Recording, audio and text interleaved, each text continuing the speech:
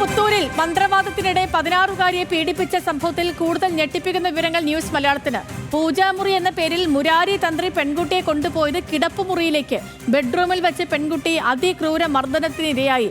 മുറിക്കുള്ളിൽ രക്തപ്പാടുകൾ അടക്കമുള്ളതിന്റെ ദൃശ്യങ്ങൾ ന്യൂസ് മലയാളത്തിന് ലഭിച്ചു.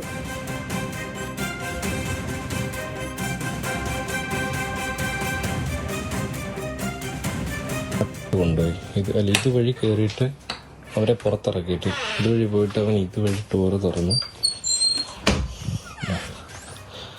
ഈ ഡോറ് ക്ലോസ് ആയിരുന്നു. അങ്ങനെ ആ കൊച്ചിനെ കൊണ്ട് ഇവൻ ഇവിടെ പോയി.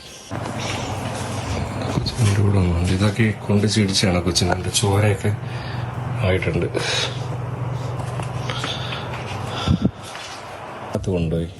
ഇതുവഴി കയറിയിട്ട് പെൺകുട്ടിയെ നിർബന്ധപൂർവ്വം പൂജയ്ക്ക് എന്ന പേരിൽ റൂമിലേക്ക് കൊണ്ടുപോവുകയായിരുന്നുവെന്നും 1 മണിക്കൂറോളം പെൺകുട്ടിയെ റൂമിൽ അടച്ചിട്ടുവെന്നും ബന്ധുവായ യുവാവ് ന്യൂസ് മലയാളത്തോട് പറഞ്ഞു.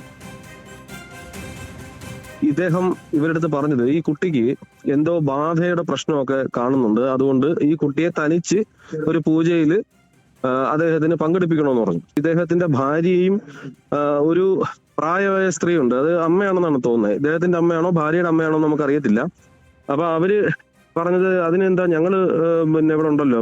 ഏറ്റവും അവസാനം ഒരു ബെഡ്റൂമാണ്. ആ ബെഡ്റൂമിൽ ഈ പെൺകുട്ടിയെ ഇയാൾ എത്തിക്കുകയാണ് ഉണ്ടായത്. എത്തിച്ചിട്ട് ഇതിന്റെ ഉടുപ്പഴിക്കാൻ പറയുക ആദ്യം ചെയ്യുന്നത്.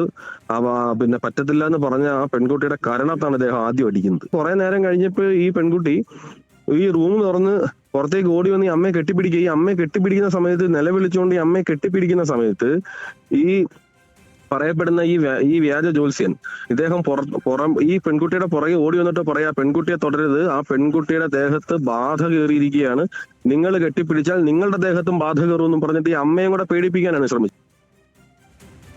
ഷമീറ, ഇതിപ്പോ എന്തൊക്കെ വിവരങ്ങളാണ് ഷമീറ ഈ പുറത്തു വന്നുകൊണ്ടിരിക്കുന്നത്?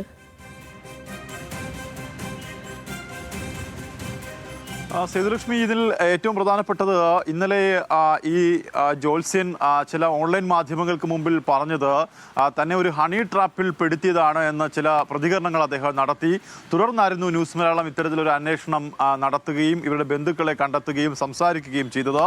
ഇതിൽ നിന്ന് വ്യക്തമാകുന്നത് ഇയാൾ ആ ഓൺലൈൻ മാധ്യമങ്ങളിലടക്കം പറഞ്ഞത് താൻ കൊണ്ടുപോയത് പൂജാമുറിയിലേക്കാണ് എന്നാണ്. പക്ഷേ അവിടെ അത്തരത്തിലൊരു പൂജാമുറി ഇല്ല എന്നാണ് നമ്മുടെ അന്വേഷണത്തിൽ കണ്ടെത്തിയത്.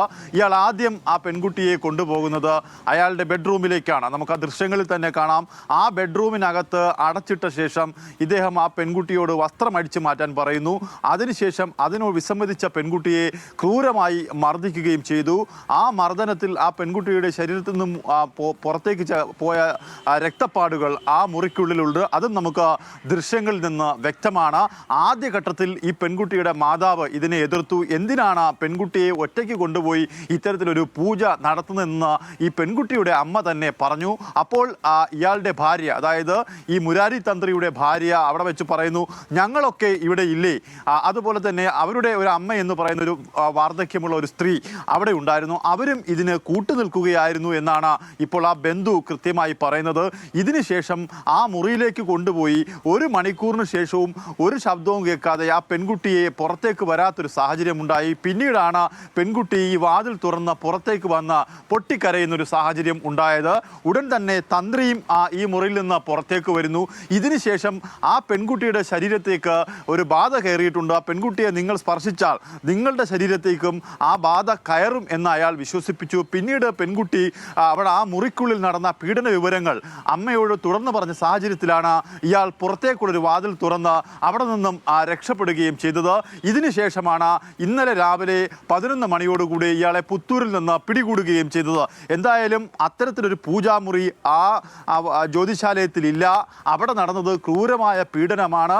അതിന് സാധൂകരിക്കുന്ന തെളിവുകളാണ് പുറത്തു കൊണ്ടുവന്നത്. ഇന്നലെ വാദിയെ പ്രതിയാക്കുന്ന സാഹചര്യം വരെ ഉണ്ടാകുന്നൊരു സാഹചര്യത്തിലാണ് നമ്മൾ അത്തരത്തിലൊരു അന്വേഷണം നടത്തുകയും ആ അന്വേഷണത്തിൽ ഇയാൾ പറഞ്ഞതൊക്കെ തന്നെ തെറ്റാണെന്നും അവരുടെ ബന്ധു തന്നെ, അതായത് ആ സമയത്ത് ആ പെൺകുട്ടിയെ അവിടെ എത്തിച്ച ബന്ധു തന്നെ ന്യൂസ് മലയാളത്തോട് വ്യക്തമാക്കുകയും ചെയ്തിരിക്കുന്നത്. എന്തായാലും ഈ പരിഷ്കൃത സമൂഹ സമൂഹത്തിൽ നടന്നത് അതിക്രൂരമായ പീഡനമാണ്.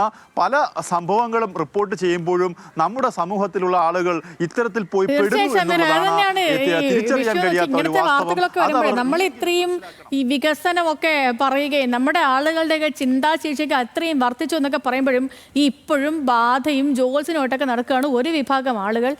ഈ ആളുകളുടെയൊക്കെ ഒരു മനോനില മനസ്സിലാവുന്നതേ ഇല്ല. ഇത് എന്താണ് ഇങ്ങനെയൊക്കെ വിശ്വസിച്ച് പെൺപിള്ളേരെയും കൊണ്ടൊക്കെ ഇങ്ങനത്തെ പരിപാടിക്കൊക്കെ പോകുന്നതെന്ന് മനസ്സിലാവുന്നില്ല. കുറേ സ്വാമിമാരും ഇറങ്ങിയിട്ടുണ്ട് ഈ സംഭവങ്ങളൊക്കെ മുതലെടുക്കാൻ വേണ്ടിയിട്ട്. കടുത്ത ശിക്ഷ തന്നെ കിട്ടട്ടെ ഇവർക്കൊക്കെ.